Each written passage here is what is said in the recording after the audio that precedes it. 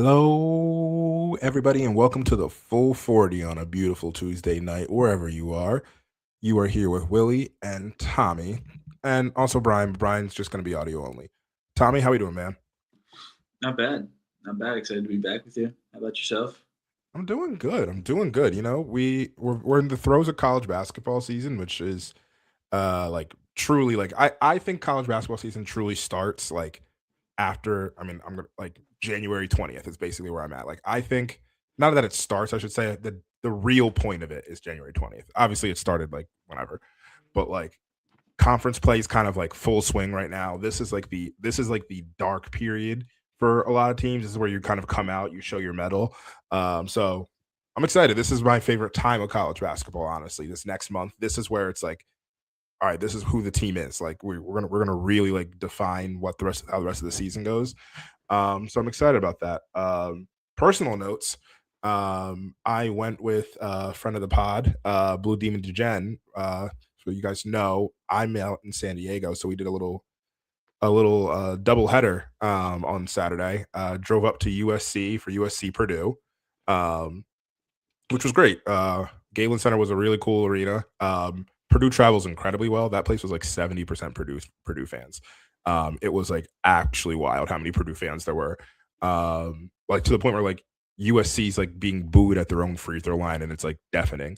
Um, I wouldn't say it was sold out, but it's pretty big. And then we kind of pivoted, and we're like, well, why don't we hit up Loyola Marymount? So we went out to Loyola Marymount and saw Portland play them. So nice little weekend doubleheader of college basketball on the West Coast. I like that. I like that. As I get older, I think college basketball season fully kicks into gear when football season ends. At least for me. I don't Yeah. know. That's a shared feeling amongst other college basketball fans. But now that the Eagles season's over, we turn our full attention over to college basketball. Not that we weren't watching all the games before, because we Yeah. definitely were, but we can really dig into it a little bit here. What's college basketball like on the West Coast? Because you've watched it on both coasts. What's it like over there as compared to over here? It's kind of interesting. Yeah, so I mean, being in the San Diego area, I've gone to games at San Diego State, UCSD, San Diego, USC, UCLA, Loyola.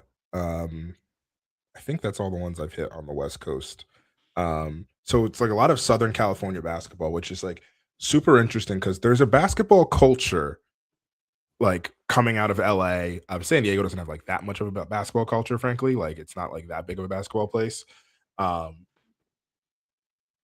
it's not as fervent, I would say, as like you get like in the Northeast where it's like small gyms are packed every single day. Like Loyola, it was but because it's like it's Loyola Marymount, it's LA on a Saturday night. Like, yeah, there's going to be 1,000 people here. Like it makes sense that there's going to be 1,000 people here.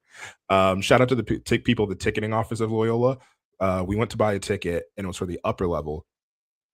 And we are like, yeah, it's fine, the upper level. And we get to the upper level and it's just like three bleachers. We were like, okay, wait, no, we don't want to do that. And so we went back and they're like, can we like just we'll pay for the upgrade? We'll just like, can we get like the lower level? Because it was two prices. It was upper level price, lower level price. That's what it was. There was no other difference in the pricing.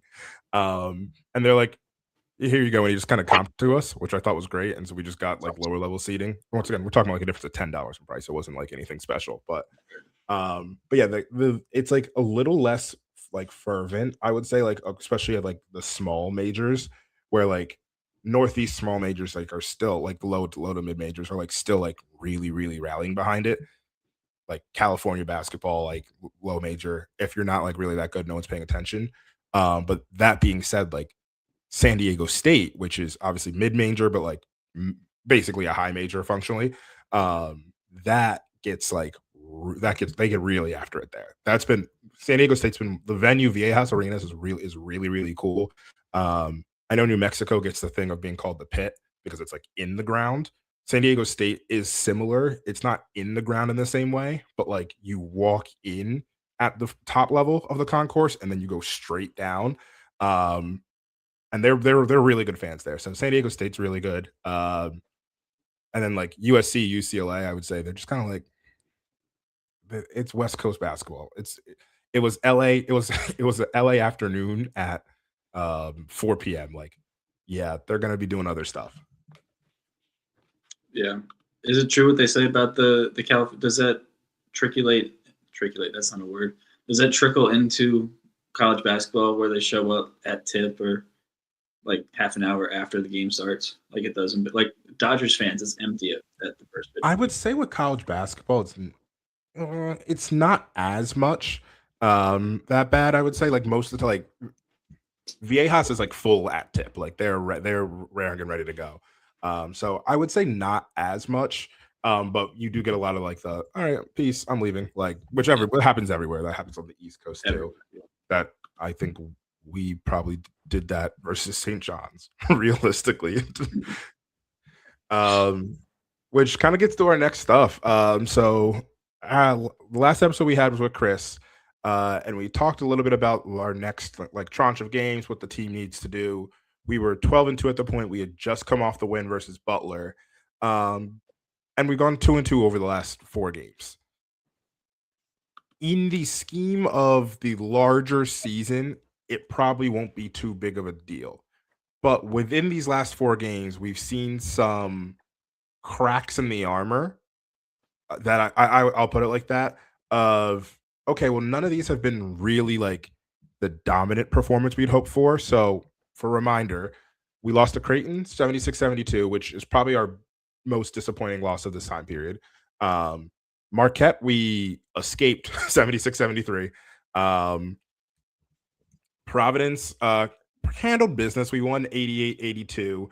We were kind of like the whole game up by like either 15 or 6. So it was kind of a game I think we actually led maybe wire to wire. No, not fully wire to wire, but it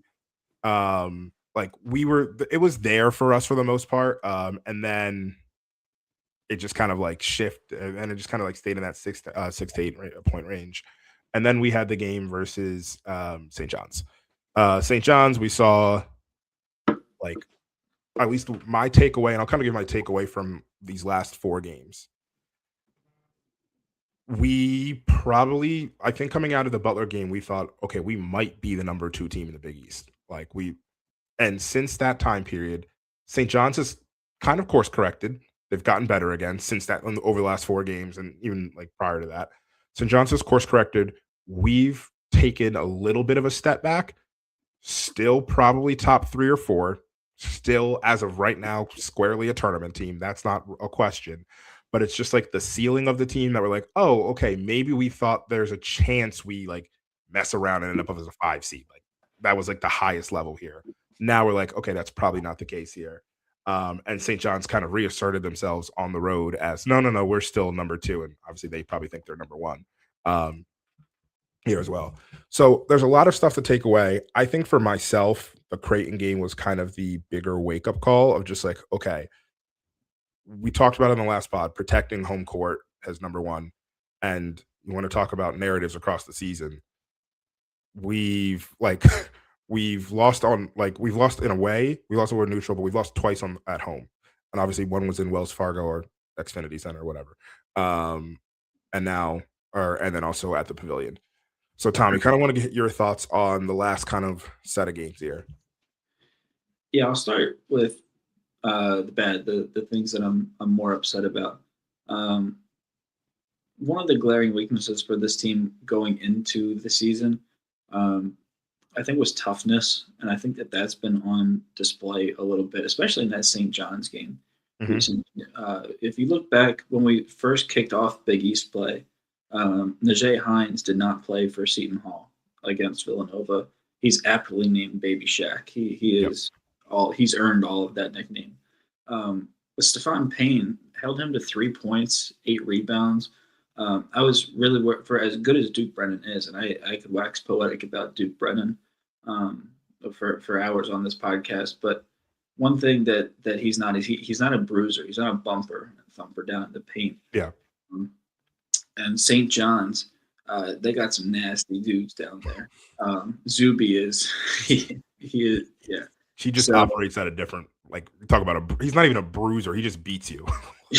Like, yeah, like it's ethical hoops, but it's just yeah. yeah, man, he'll take you down. But yeah, that St. John's game, I think the lack of toughness from this team, especially in the paint, was on full display. We're gonna get to portal wish list later in the year, but next year I would like to see them.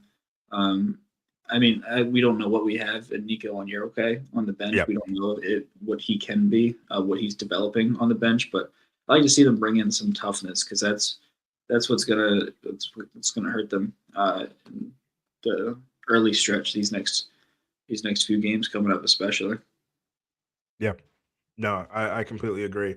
I think like yeah, the lack of toughness has definitely been and not just like at the big position, but like I'm gonna talk about I mean my favorite player on this team, Bryce Lindsey, over and I'm not gonna like I can't do the math off the top of my head, but over his last few games, like it's been pretty rough. Like we're looking at so he started off Big East play versus Seton Hall with 15. And I'm just going with points here. I'm not even going to get to like how he shot.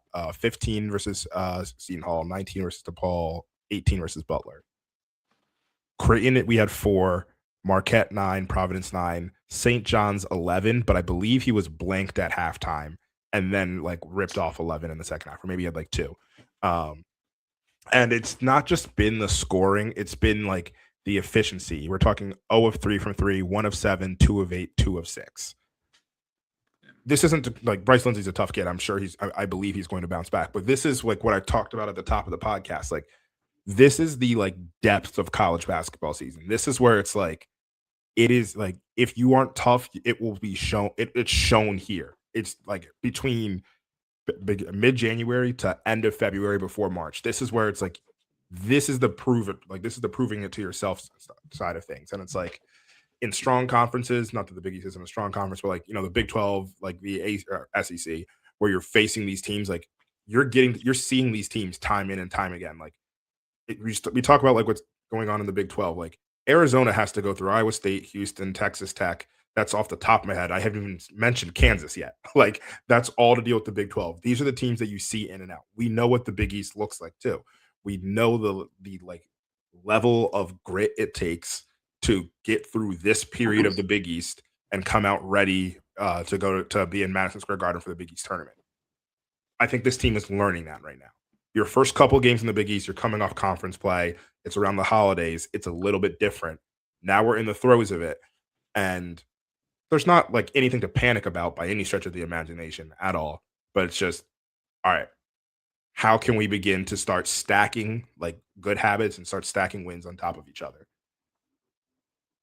Yeah, no, for sure. And to get back on a bit of a positive note, the offense really has been a pleasant surprise, especially of late. Um, I know last year it was the offense got a little bit stale.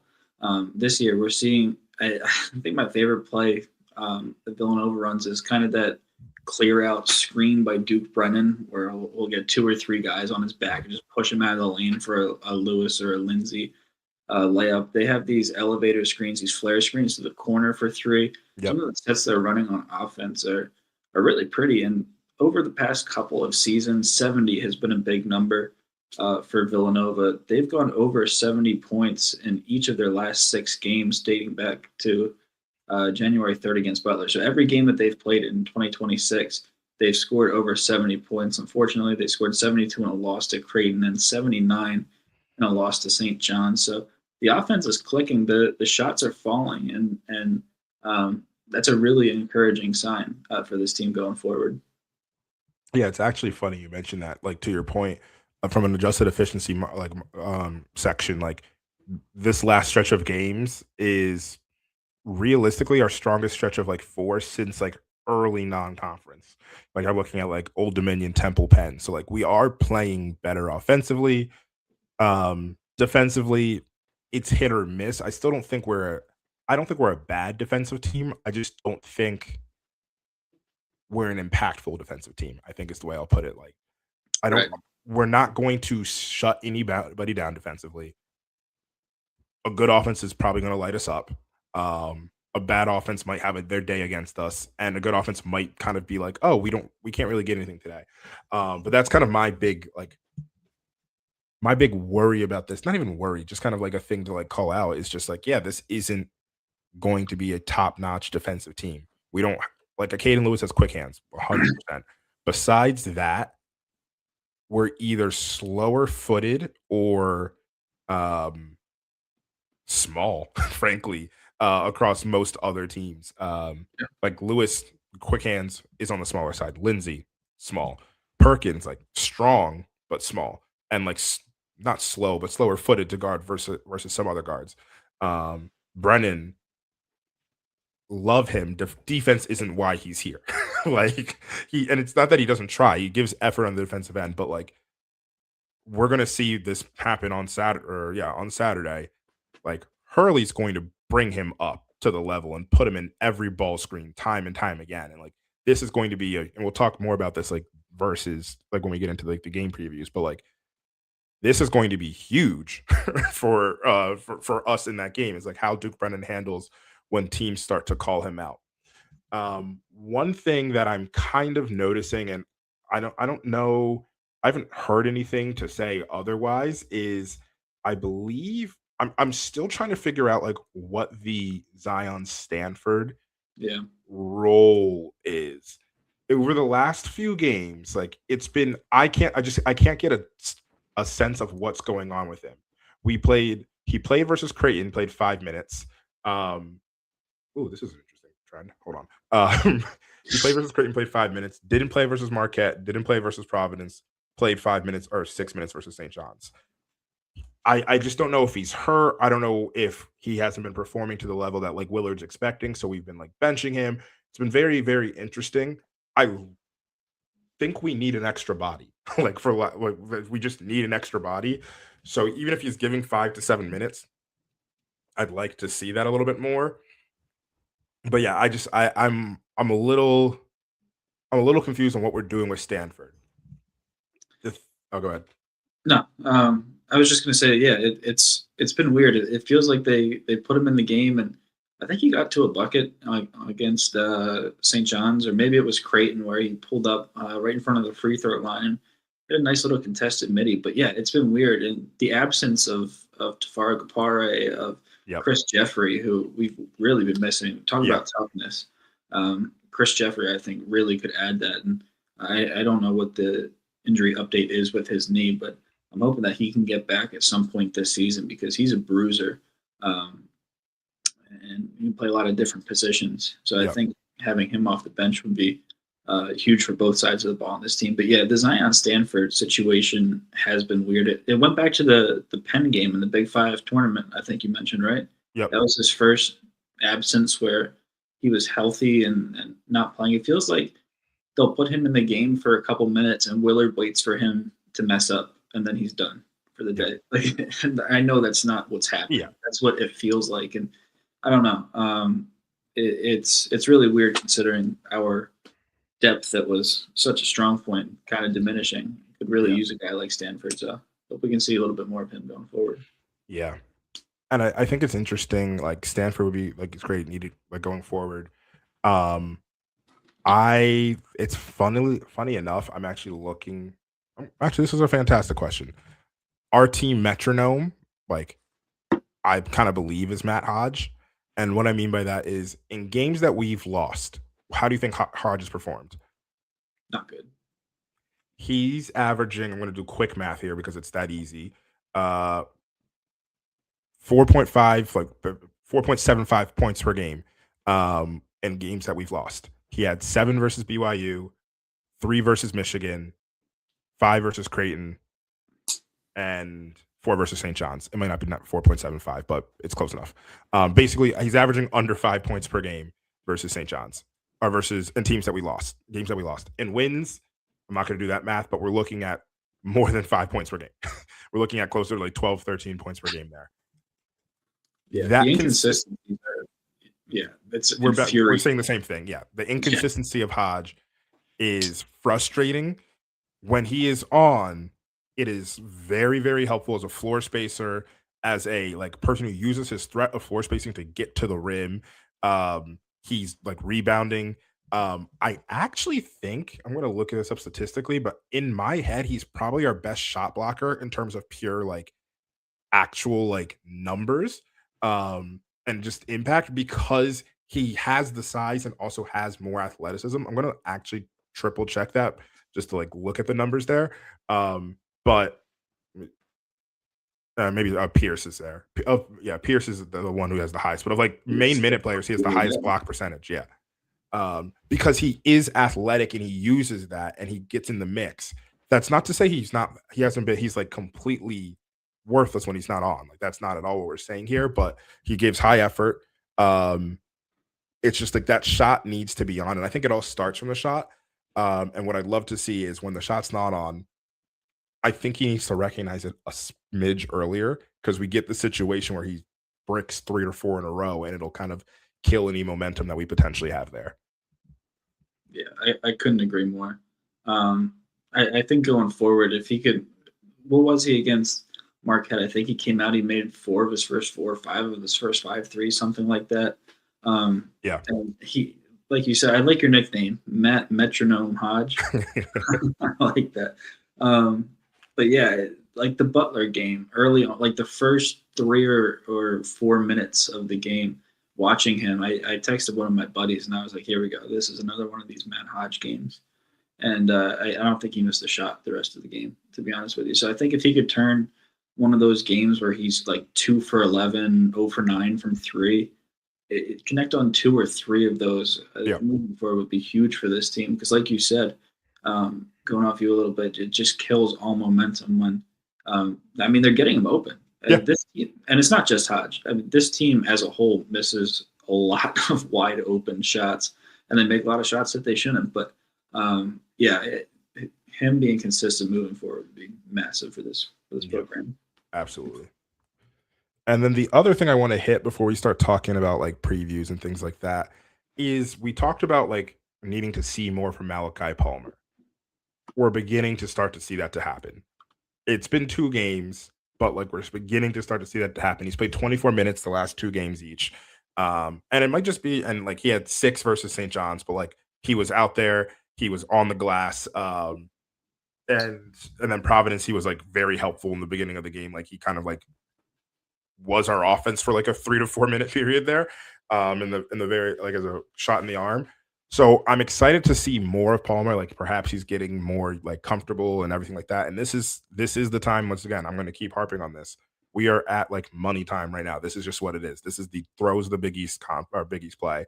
We need to be able to like rally off like a lot of like we're at 14 wins. Conservatively, we're tournament safe. I'm not going to say no matter what, but conservatively we're tournament safe. If you get to 20 to 21 regular season, you're more, especially out of a power conference, you're more than likely safe. So we need to find a way to get to 6. I'm not going to do 6, 7, 6 or 7, 6 or 7 wins throughout like over the next stretch of games.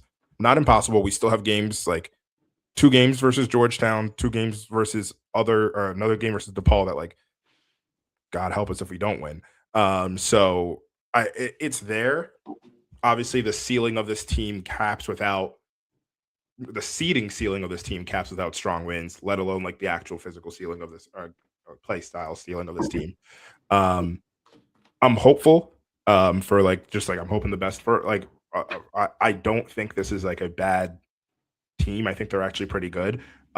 We had this conversation before we move on to kind of the previews, but we had this conversation in the group chat. But like you've alluded to this, what's been your favorite thing that like Willard has shown as a coach? Because we talked about it in the group chat, we talked about it a little bit in the pod, like our last episode.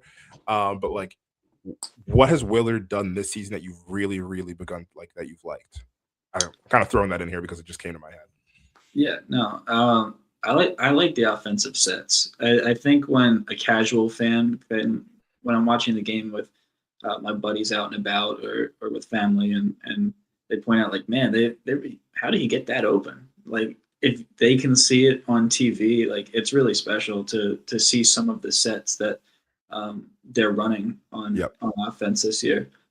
It's nice to see timeouts that are called appropriately. It's nice to see um, when there's a need to press on the defensive end, the pressure and the intensity is turned up. I think he understands that, and he's been coaching for nearly 20 years, Yeah. so he's been around the game. He has a great feel for the game, as a veteran coach would. But I'd say just his general feel of the game. His Rothsteinism is more adjustments than a chiropractor. I think that's a bailout answer, but it's true. I mean, this team, not of late, but in the beginning of the season, coming out of halftime, they were a different group. They were a special group. So I like the way that they close out halves. I like the way that they close out games. And if something's not working, he'll be quick to kind of pull the plug on that. Yeah, 100%. Um, I mean, mine kind of piggybacks off what you were saying. That I mean, for me, it's a lot of like the sets he uses to get Bryce Lindsey open is just like it's basketball poetry, and you see that, and I'm like, okay, this is fun. Like Willard can tinker with some stuff, and like as we grow and develop these players, I mean, Willard, I think there was a quote about Willard talking about like growing and developing the players, which I love to hear because like it's here. It's good to hear that that's part of the plan. That the plan isn't just okay. We're going to hit the portal every year and like go and reload and whatever. I think I just saw actually we just gave an offer to Jaden 2020 Jenkins. yeah Jaden Jenkins, the 2027 kid out of Archbishop Wood. So there is that vision to like, all right, we're also going to supplement this with like high school recruits because like who was I think Hodge would have been our last high school recruit, right? Am I missing someone? We haven't who? Like technically a Te- Caden.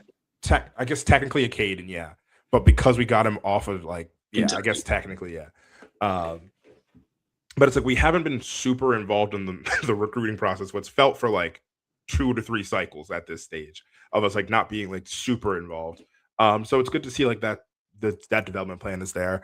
And then the other thing that we did at the end of the Providence game, and I think we also did at Marquette, the the fast change inbounds, like inbounding, like the football style, like everybody lines up, you do that. Yes, I love those. me too. It's just like because even at the end of it, it just gives the defense something else to think about and process, which gives somebody a split second to get open, and that's all that it is on an inbounds. Give them some 100%. give them something else to think about, so somebody else can get open, and like you can begin the process there. So Or they those have toss been the ball to the different inbounder and then the quick pass right back to the original yeah inbounder and then getting it up. Oh my gosh. Been craving those. yeah Getting back to Jay, we've been yeah. craving those. It's yeah, that's cool to see us doing that now. Yeah, and it's like it's not I mean, I shouldn't say it's not hard. It's not a hard concept to think of like, okay, like just get find a way to get somebody open. Um Also, just as an aside, I think I've said this on the podcast before. This has nothing to do with Villanova, really.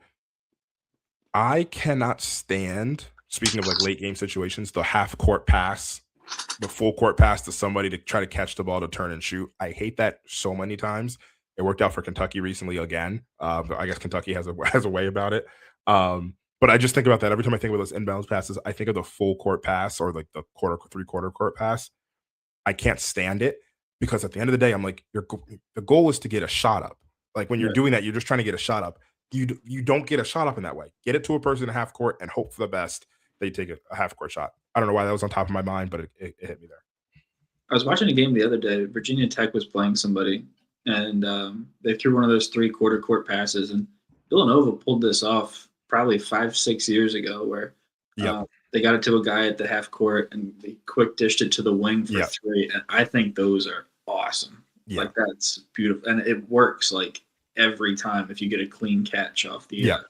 off the original one. But it, what was it saying? Like 40% of the time, it works every time. Yep. Like I clean think it's catch is not 60. front. Yeah.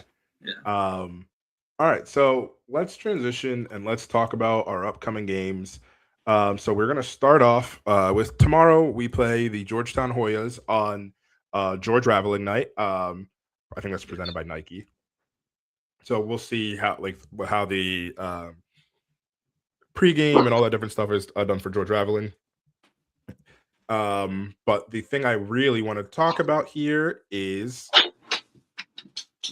when you have the opportunity to play a team that it's like super interesting. They're 1-6 in the Big East play. They've lost 5 straight. They just almost beat Connecticut, like lost by 2, lost in overtime to Creighton. They've been losing close. So you would think they're due for one. But then also their coach, he's not wrong when he says there are other things to bet life and like to think about in basketball. He's 100% correct. That's like a really, really good thing to tell a middle school basketball team. It's a really, really good thing to think about, like when you're going home and you're like, hey, putting this all in perspective. When you're at a press conference after just losing a game and you're being paid nearly $10 million to do this job, be like, you know what? They're developing as people. I'm proud of them. So I'm just sitting here like, what's Georgetown's plan? What's their direction? Is it just like good job, good effort? We want to get out here. But give me your thoughts on the Hoyas right now. Oh man. It feels like in the beginning of the year with Georgetown, there was so much hype surrounding this team, and a lot Because of that they was have names on their team this year. absolutely year in and year out. Yep. Malik Mack's been on the roster for a little bit. Yep. I feel like he's got worse in a way. Yep. KJ Lewis in the beginning of the year, there Mhm. was legitimate talks for KJ Lewis to be the Big East Player of the Year back in November, like around Feast Week. They had a 10-point win over Maryland, which really isn't aging well, but No. they beat Clemson at home by 5. That's a fine win. Yep. And KJ Lewis was playing outstanding once he was out of the shadow of Caleb Love over at Arizona. So, this team has some guys, and going into this season, this is what Ed Cooley promised. He promised his first couple of years it wasn't going to be pretty. Yep. But as he went on and as he developed these guys, this was the year that they were supposed to make the tournament. And unless they have a significant turnaround here in Big East Conference play or win 4 games in March in Madison Square Garden, they're not going to make the tournament. I am worried a little bit about their due comment. They are winning close. It's had a 2-point loss to Connecticut, 3-point loss in overtime to Creighton.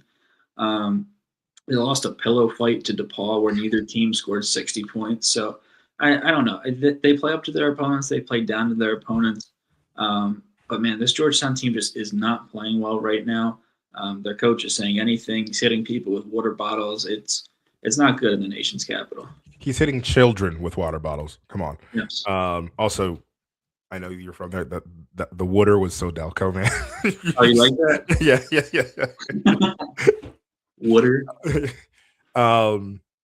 Yeah. I mean, I just like one, he's hitting children, but 2, it's like from a raw number standpoint, there are 5 Georgetown players averaging double figures. Now, one is Vincent Iwuchukwu, who's only played 8 games, but like KJ Lewis, as you mentioned, has been fantastic. Or not fantastic, but it's been like he was.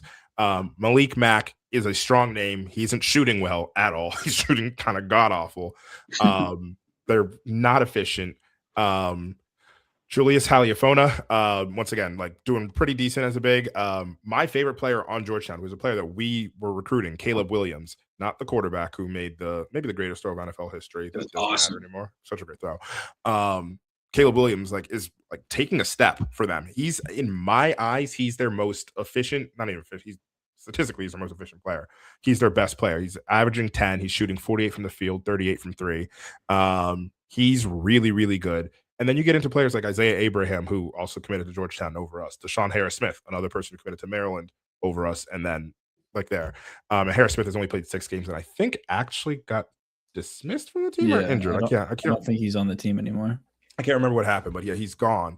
And then Langston Love, who, if anyone remembers, Langston Love is was a Villanova target out of way back in the day. Went to Baylor, ended up committing to Baylor, and was at Baylor for a few years, and now is just kind of toiling at the end of the bench at Georgetown. There are names here. It just really isn't working overall. Like they've lost all these games, but once again, they might be due. So it's one of those things, and this is like the classic, just like I mean, I'm not even gonna say don't play with your food because like there's talent here, but like this is a must win game, or not, sorry, a can't lose game, because like this is the type of stuff, like this is the loss that's on your resume, and it's like, okay, well, what the hell's that? Like, everything else we've been able to, like, all right, like losing to Creighton at home, that's the loss that shouldn't happen, but it's like, okay, it happened. That's, you move on. This is one of those ones, losing to Georgetown at home can't happen. DePaul at home, like, can't happen. Um, I don't know what direction this team goes overall. Um, if I'm Georgetown, like they could rally and all of a sudden I'm like, all right, they're fine. Like, and they're starting to play, and like I highly doubt they make the tournament, but like they like finish winning, you know, 9 of their last 15. And it's like, they actually kind of finished on a pretty decent stretch. Or they like the wheels could fall off. So I think we're at that weird kind of precipice moment for them, where like the wheels are falling off. This is probably the moment that, like, if they're gonna get put back on, they could put back on now. We just can't be that team to let them do that. It's just that simple. Yeah, no, certainly not. Villanova opened up as 9.5-point favorites an hour ago. Okay. Sorry. Okay. Dog just burst in the room. Yeah, they opened up as 9.5-point favorites about an hour ago. But this Georgetown team, you mentioned they're not shooting the ball well at all. They're 289th in the country in 3-point percentage. They shoot threes at 31.4% clip. Yep. Yeah, this team is going to need a lot of help. Ken Pom has this as a 13-point win for for Villanova at home against Georgetown. That's aggressive. I don't know if I feel that good about this. I don't know. I mean, the only thing we've given Georgetown is that they're due on the pros list of things, and that they have names. I don't know. Yeah. I'm not too big on this Georgetown roster construction, and I'm not too big on the vibe around the team right now. It just feels stinky right now. It's definitely a stinky vibe. 100% a stinky vibe. Yeah, I mean, you're right. I'm like looking, and I was like when I was doing some pre-work for this, I was like, is there anything that Georgetown is doing like well? They're not turning the ball over. That's one. They're not turning the ball over, so that's a good thing. And they actually do a pretty decent job of getting the free throw line overall. That kind of is about it. Their shooting is just awful. It's just like really inefficient basketball there. So I don't know. We're gonna see how they handle there, but we can put this squarely in the do not lose column. And then we have the just kind of like, I don't even know what I want to call it, the like, if we win, our ceiling raises or our seeding ceiling wins game versus Connecticut. So Connecticut on the road. I don't know if it's at Gamble or Excel. This game is at, I would assume Excel on a weekend. People's Bank Arena. Yeah, Excel. That's probably Excel. I'm not calling it by that name. So yeah, they're too. Yeah, the Civic Center. It's what Dunk Civic Center. Keep it. I'm never like, they're gonna try to change the name of the Pru at some point, and I'm just, if it hasn't happened and I haven't missed it, and I'm not gonna do it. Like, once again, I'm just not gonna do that. It's still the Wells Fargo Center. So always. We have Connecticut. So Connecticut, spoiler alert, is really, really good again. I think like anybody who, like last year's Connecticut team, I was kind of like, this isn't a title winning team. It's just not going to, this isn't that team. This team is a title winning team, caliber team again. Caravan is having a fantastic season, which Tommy, we still have the chip bet on the table. And he's playing his way back into where like a team late might. I had the vision. The team late might take him. For anybody who doesn't know what Tommy and I are laughing at here, like 3 years ago, basically, I said Alex Caravan was going to be a first round pick. He hasn't gone into the draft yet. And for the first year, Tommy's like, there's no way. The first year, we kind of let it go. Then the last 2 years, he's been playing a little bit worse. And Tommy was like, I don't know. Do you want to call off the back? And I was like, no, I'm going to stick by Alex Caravan. Now he's playing his way back into it. But across the board, it's not just Caravan. Silas Demery's been fantastic.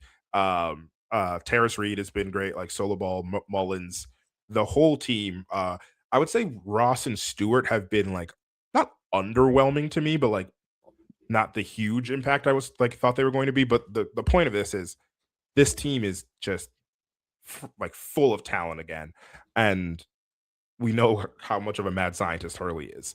What do you say? Like, what do you think what is our best kind of path forward here to giving Connecticut like one of the losses that they're gonna have? Because they're favored in every game for the rest of the season. Yeah. Until the tournament. They could run the table, like it's not out of the realm of possibility, but it's the Big East, and somebody might like get them. They once again just beat Georgetown by 2. So like it's not impossible. They're not infallible. How do we take them down here? That Georgetown game was crazy. I couldn't believe that they kept it within 2. I was hammering UConn live spread like all game, and they just never pulled away, which was crazy. But yeah, man, this team, they're on a different tier. They're on a different planet than anybody else in the Big East. They lost 1 game this year at home to the number 1 team in the country without their center. Terrace Reed did not play in that game. This team's unbelievable. They have an unbelievable coach. They have by far the most talent in the conference. Get a good night's sleep, pray to whatever God you pray to, and just hope for the best. I mean, there's one thing that this Connecticut team does not do especially well, and that's shoot free throws. They're shooting free throws at, I think it was a 70% clip. Yeah, 70.9, so 71% clip. They have of late. They had a 5-point win over Seton Hall. Like you mentioned, 2-point win over Georgetown. They went to overtime against Providence. Providence was up 11 with like 2 minutes left and blew it at home, which was crazy. But aside from that, they don't shoot free throws well, but they really don't play a lot of close games. Yeah. So yeah, I mean, this UConn team's a wagon. We're gonna have to catch them on a night where they're not at their best, because I mean they're better in every facet than any team in this conference. So I do think they get tripped up. I don't think that they run the table in conference play. They're going to win the conference. I don't think that's far fetched, but yeah, I could see us getting them. I could see us getting them at home. It's going to be tough on the road, obviously. Yeah. But yeah, I think a physical team like Seton Hall could, if they impose their will early. I think a St. John's could, especially with that rivalry. But yeah, I mean, Connecticut's my pick to win the national championship, and I'm not really going out on a limb to say that either. Yeah, definitely not. I can't quit Houston. I'm probably not going to quit Houston and Iowa State. I'm kind of all in on this year. But yeah, I think in order for us to win, there's a few things that we need to do. And I'm going to list these out as if they're like things that like are simple to do. If we don't do one of these, we can lose. Like it's kind of like things that we can quote unquote control. I think we need to see, there needs to be a good Matt Hodge game. I'm imagining you're probably going to start off with Caravan on Hodge, which like, if we really want to call it out, like that could be, you're looking at it hopefully 4 years in the future. Like if Hodge becomes like a Caravan-esque player, it's a big win for us. That's what we hope that we hit there. I'd imagine you put Caravan on Hodge, but you need Hodge to like start off strong. We need Brennan to be dominant. He needs to beat Terrace Reed and Rebe. Rebe's how you pronounce it. Reba. Thank you. He needs to beat Reed and Reba, like kind of just up and down the floor. That's tough because we're asking one guy to do it against two like Terrace Reed's phenomenal. I think Rebo's just kind of like a good replacement level big, like with some upside. He's a freshman. Like he's going to get way better. But at this moment, so like that's the big one. I would say like we need to like limit the Stewart Ross combo off the bench, the Jalen and Jaden combo. Like if we can make them ineffective, we have a chance. And then the last one is like we are not going to stop all of Demery, Ball, and Mullins. Pick one and eliminate is the best way I can put it there. Yeah. If we can get those 5 very tough things to do, like done, we have a shot at this. And like I'm not saying a shot as if like it's impossible. It's just like this is a very, Right. very good team. If we're going to play in the way, like to your point, Seton Hall could keep it close to them because Seton Hall's physical. We're not that physical, like a physical a team. We're going to have to shoot our way to a win here. Like that's just what it's going to have to be. So this also means like um Bryce Lindsay, I almost called him Tyler Perkins. Lindsay needs to be on. Honestly, Perkins should probably be on too from deep as well. The thing that we're going to get is we're having a bald off here. Like Willard versus Hurley is probably like what can Willard design that like can thwart Hurley, because Hurley's going to have not just offensive sets but defensively like things that are going to throw like very big loops for us. Connecticut on Ken Pom is 5th defensively. Just like we've seen Hurley's defensive schemes and offensive schemes, like they're 5th in the country from defensive on defensive rating. They're 37th offensively. 37th isn't bad. Like we're 24th, but it's that defense that is going to like really batten down the hatches on us. And we have to find ways to like create, like just get openings there. I think Silas Demery is my favorite player in the Big East besides Lindsay. Like I really, really like him.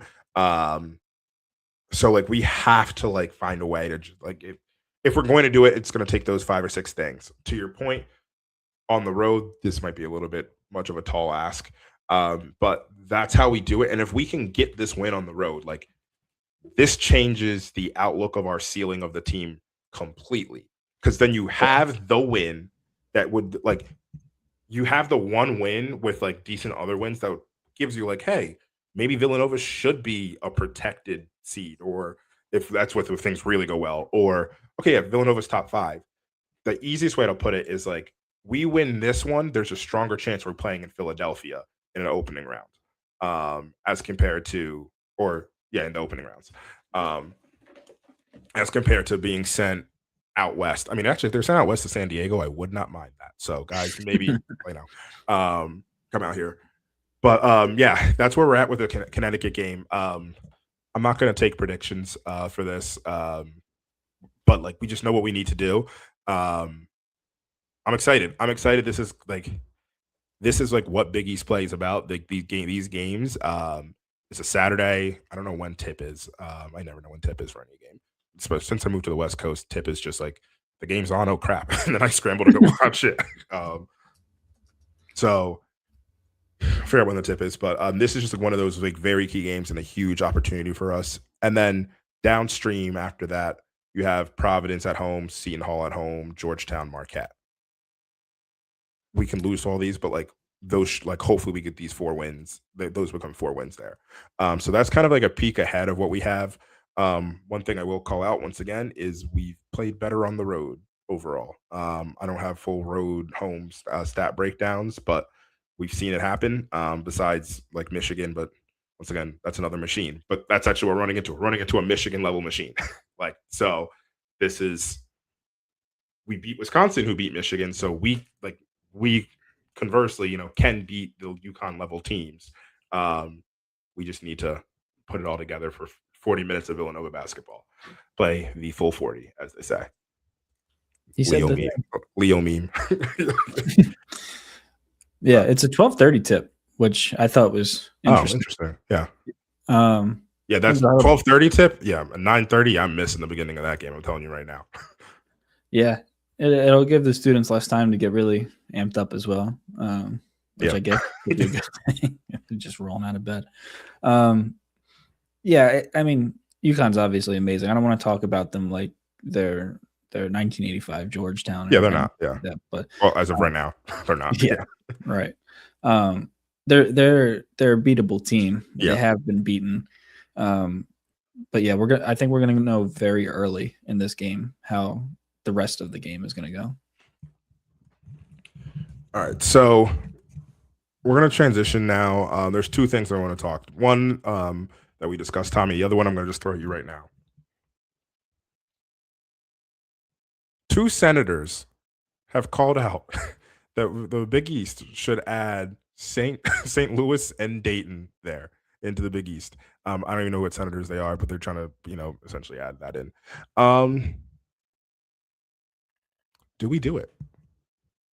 What are the teams? It's St. Louis and Dayton that they're essentially being like they're basically kind of and I'll pull up I can share this later, but essentially two senators are introducing legislation or something or proposal to vow to essentially pull in St. Louis and Dayton. The real question is obviously like that's not going to happen, but like maybe one day, or do we just like keep think the Biggie stays in? Brian, go ahead.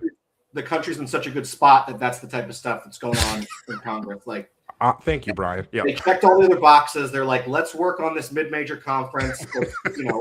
Try to insert ourselves into this private industry. Contrary to Ed Cooley's belief. Right. Yeah. No, I think it's just a good sign. I think, politics aside, we're all in a good spot if this is what's being discussed on Capitol Hill. Anti-recession indicator. Right. I'm out.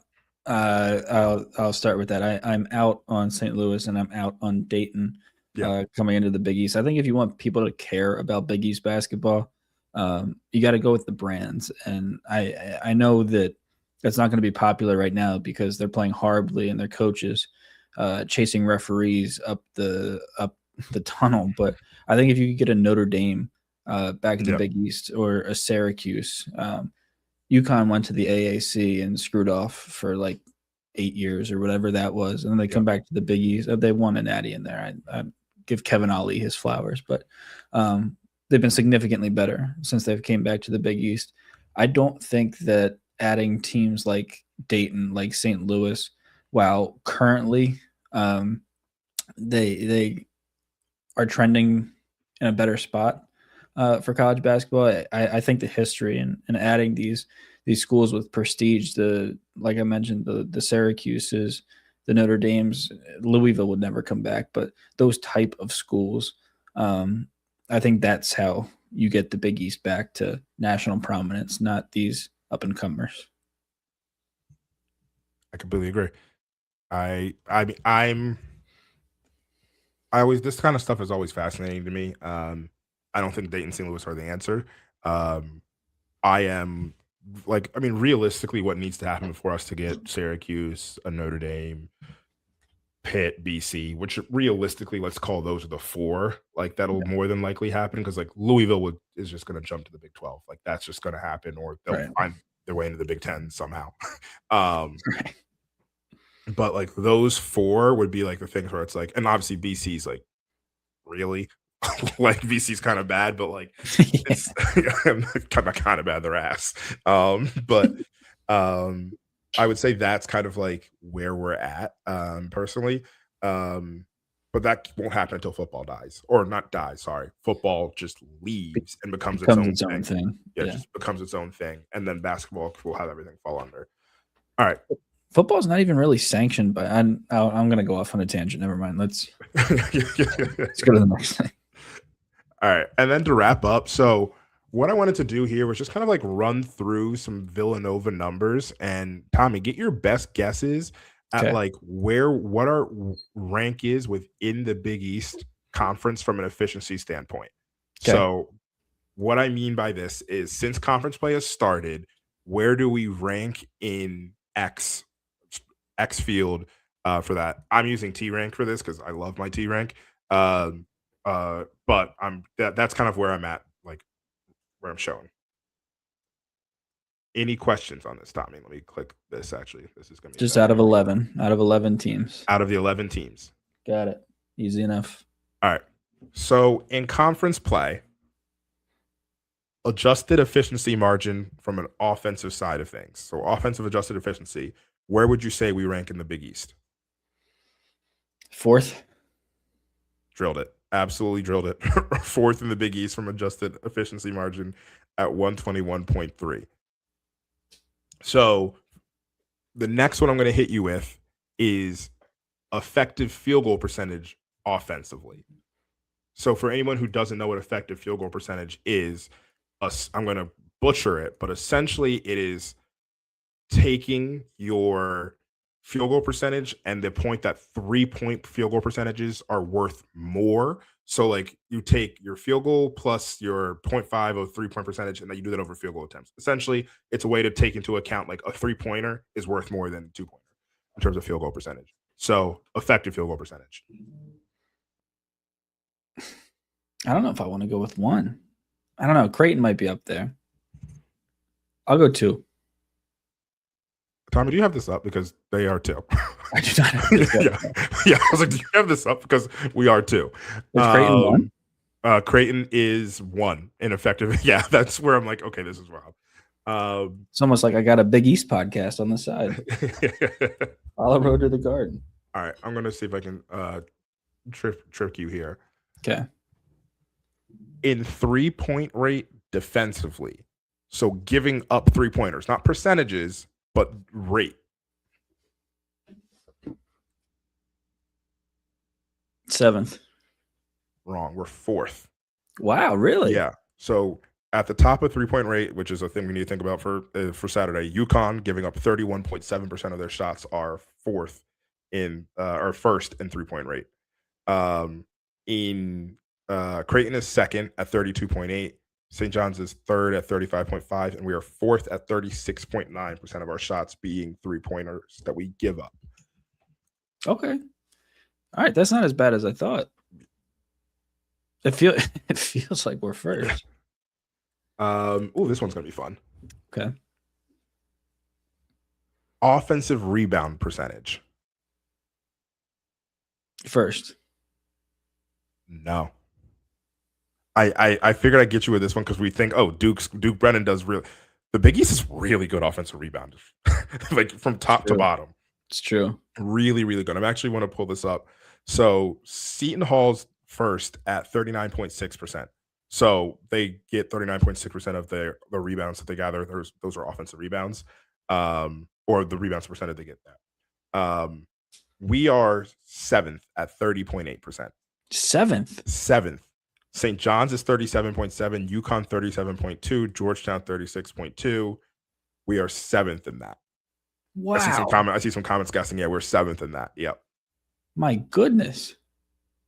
So I think we like all thought like Duke Brennan's like that great. Now I actually kind of want to switch this for a second to a national view. Before I get to my last thing, because I'm kind of curious nationally where we stand for offensive rebound percentage, and if the Big East is just that good across the board, or if we're just if it's like missing something. Okay, the Big East is kind of just that good across the board. Seton Hall is, where are they? Or sorry, St. John's is 13th. Seton Hall is. What's up with this list? T-Rank, you're bothering me. But nationally, we've kind of fall like in the middle of from offensive rating percentage. Actually, we're not even that high. Nationally, we are. Wow, that shocks me. Oh, here we are. Nationally, we're 46th. Am I looking at the right thing? Yeah, nationally, we're 46th. Okay. Wow. Good for the Big East. Man. I know what I did. I was sorting it by non-conference. I included everything. That was my thing. I'll figure that out later. But yeah, across the whole, I was like, wait, that doesn't make any sense. Across the whole season, we're 46th. Conference play is a little bit different. The last one I'm going to pull up here is tempo. Adjusted tempo. 9.